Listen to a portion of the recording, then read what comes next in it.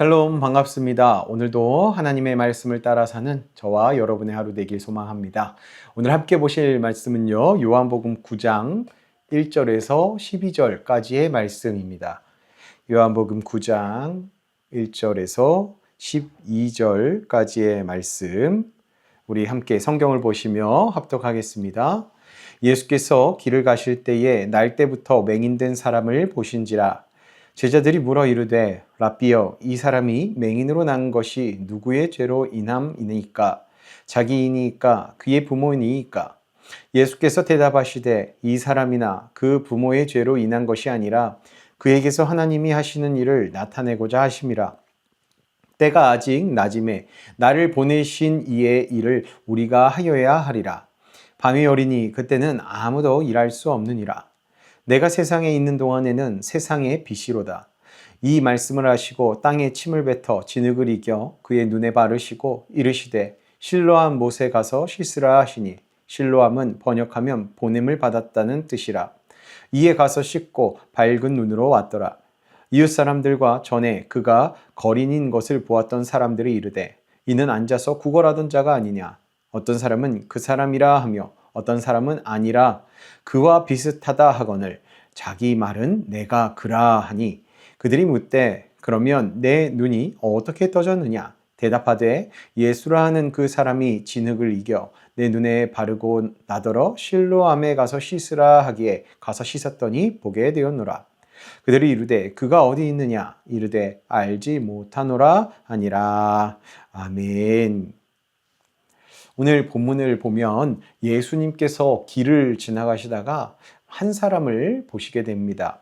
그 사람은요, 날 때부터 맹인이었습니다. 그 모습을 본 제자들이 이제 예수님께 묻습니다. 요한복음 9장 2절인데요. 제자들이 물어 이르되 랍비여 이 사람이 맹인으로 난 것이 누구의 죄로 인함이니까 자기니까 그의 부모니까. 제자들은 원인을 찾고 있었습니다. 그가 맹인이 된 이유 말입니다. 누가 잘못했길래 그가 맹인으로 살고 있는가? 누구 책임인가? 그것을 묻는 것이죠. 그런데 사실 이것이 인간의 본 모습입니다. 우리는요, 아픔을 보면 먼저 그 이유부터 찾으려 합니다. 고난을 보면요, 죄 때문이라며 정죄하기도 하죠. 누가 잘못했는지 따지려는 마음이 우리 안에 있다라는 겁니다. 당시 유대인들도 마찬가지였습니다. 장애와 질병을요, 죄의 결과로만 생각했습니다. 그래서 저 사람은 분명 문제가 있는 사람이다라고 그렇게 여겼죠.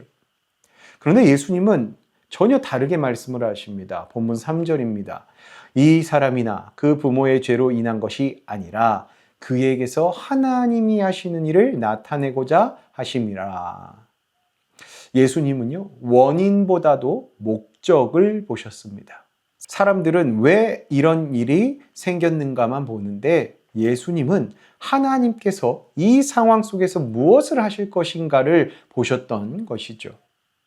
물론 그렇다고 해서 이 고난이 가볍다는 뜻은 아닙니다. 이 맹인은 평생 어둠 속에서 살았습니다. 사람들의 시선과 차별 속에서 살아야만 했죠. 구걸하는 것 외에는 할 수 있는 것이 없었습니다. 그런데 예수님은 당시 사람들과 다르게 그를 정죄의 대상으로 보지 않으셨습니다. 회복의 대상으로 보셨죠. 이게 바로 복음입니다. 사람은 문제를 먼저 보지만 예수님은 회복을 먼저 보십니다. 사람은 과거를 묻지만 예수님은 미래를 열어주십니다. 그리고 예수님께서 이 맹인에게 말씀하십니다. 본문 5절입니다. 내가 세상에 있는 동안에는 세상의 빛이로다. 맹인이 왜 등장합니까?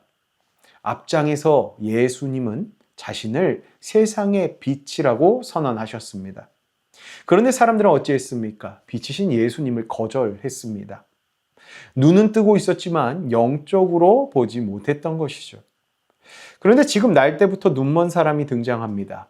이것은 현재의 육신의 맹인을 통해 영적인 맹인을 예수님께서 보여주시는 겁니다. 사실 죄 가운데 태어난 모든 인간은 영적으로 눈먼 존재나 다름없습니다. 빛이신 예수님이 없으면 볼 수가 없기 때문이죠. 예수님이 비춰주셔야 볼 수 있는 것이 우리들의 모습이기 때문입니다. 그래서 예수님께서는요, 그 맹인을 대표적으로 고치시면서 자신이 비침을 드러내시는 것이죠. 그렇게 예수님은요, 땅에 침을 뱉으시고 진흙을 이겨서 그의 눈에, 맹인의 눈에 그렇게 바르십니다. 그리고 실로암 못에 가서 씻으라고 하십니다. 참 이상한 방법이다 생각 드시지 않습니까? 그런데 이 장면은요, 하나님께서 흙으로 사람을 빚으셨던 그 창조를 떠올리게 하는 장면입니다. 지금은 그 예수님께서 한 사람의 인생, 보이지 않는 그 맹인의 인생을 다시 한번 그 흙을 통해서 새롭게 만지고 계신 것이죠. 그리고 그 맹인은 실로암 못에 가서 예수님 말씀대로 순종하여 눈을 씻습니다. 그 결과 어떻게 됩니까? 보게 되었죠. 태어나 처음으로 빛을 본 겁니다. 처음으로 세상을 본 겁니다. 여기서 중요한 것은 눈만 열린 것이 아니라 그의 인생도 함께 열렸다라는 겁니다. 구걸하던 인생이 이제는 달라졌습니다. 어둠 속에 있던 사람이 이제는 빛 가운데로 나온 것입니다. 그래서 주변 사람들이 놀라서 묻습니다. 저 사람이 그 맹인이 맞는가?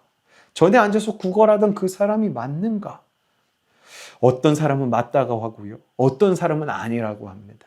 그때 눈뜬 그 사람이 직접 말을 합니다. 9절에요. 내가 그라라고 선언합니다. 참 의미 있는 장면이라 할 수 있습니다. 이것은 예수님을 만나면 사람이 인생이 달라진다라는 것을 우리에게 명확하게 보여주는 장면이기 때문이죠. 이제 이렇게 빛되신 예수님을 만나면, 영적인 눈을 뜨게 되면 과거의 정체성으로만 살아가는 것이 아니다라는 거죠.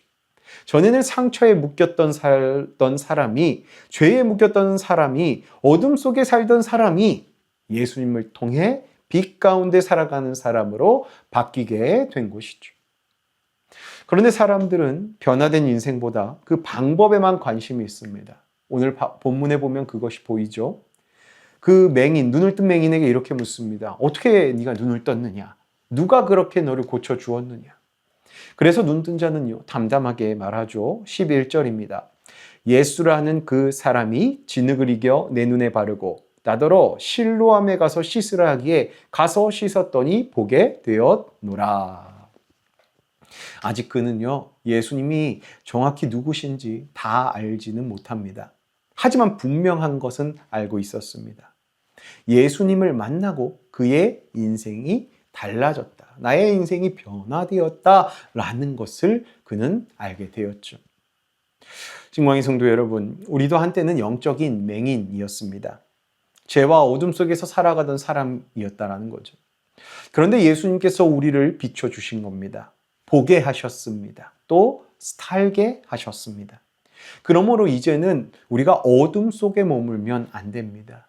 빛 되신 예수님 앞에 나아가야 하는 것이죠. 그리고 그 예수님이라는 빛을 전하는 자가 우리가 되어야 할 줄로 믿습니다. 이 실로암은 보냄을 받았다라는 뜻인데요. 이 뜻처럼 눈뜬 사람은 다시 세상으로 보내심을 받은 사람이라는 겁니다. 우리도 주님으로 말미암아 영적인 눈을 뜬 사람들이기에 보내심을 받은 자들이라는 겁니다. 우리가 가정으로 또 직장으로 또 교회로 세상 속으로 그렇게 보냄을 받아 빛 대신 예수님을 드러내며 살아가도록 주님께서 우리를 보내셨다라는 겁니다. 오늘도 예수님은 우리에게 이렇게 말씀하시며 자신을 드러내십니다. 나는 세상의 빛이다. 오늘도요, 세상의 빛 되신 주님 앞에 우리가 나와서 영적인 눈을 뜨고 어둠이 아니라 빛 가운데 살아가는 저와 여러분의 하루 되길 주님의 이름으로 축복합니다. 우리 기도하겠습니다. 거룩하신 하나님 아버지, 저희가 사람을 볼 때 쉽게 판단하고 아픔보다 원인부터 따지며 정죄의 시선으로 바라보았던 그러한 연약한 모습을 우리가 돌아보면서 회개합니다. 그리고 저희 안에 있는 차가운 마음과 영적인 교만함이 있다면 그 모습들 회개하오니 이를 용서하여 주시옵소서. 빛 대신 예수님께서 어둠 가운데 있는 인생을 찾아오셨듯 오늘도 저희 삶 가운데 찾아와 주셔서 닫혀있는 영적인 눈을 열어 주시옵소서. 그래서 우리의 눈이 문제와 상처만 바라보는 눈이 아니라 그 상황 속에 있을지라도 일하시는, 역사하시는 하나님을 바라보는 눈을 갖게 하시고 원망보다는 믿음을, 두려움보다는 순종을 선택하게 하여 주시옵소서. 주님, 저희는 한때 영적으로 보지 못했던 죄인들이었지만 예수님께서 빛으로 오셔서 그 빛을 비추어 주셔서 살아난 사람들임을, 구원받은 자들임을 잊지 않게 하시고 그로 인하여서 다시는 어둠으로 돌아가지 않도록 우리의 삶을 붙들어 주시옵소서. 또 세상의 소리들보다 늘 주님의 말씀을 따라가게 하시고 빛 대신 예수님을 모시며 살아가며 가정과 교회와 삶의 자리에서 예수님의 빛을 드러내는 증인의 삶을 살도록 저희 삶 가운데 역사하시고 인도하시고 가르치시고 용기를 허락하여 주시옵소서.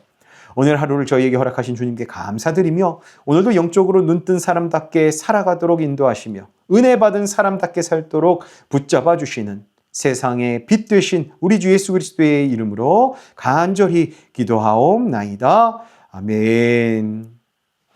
오늘도 빛 대신 예수님을 쫓아 예수님을 따라 살아가는 그런 저와 여러분의 하루 되길 소망합니다. 오늘도 빛 대신 예수님 붙들고 기도하며 하루를 시작하겠습니다. 기도합니다.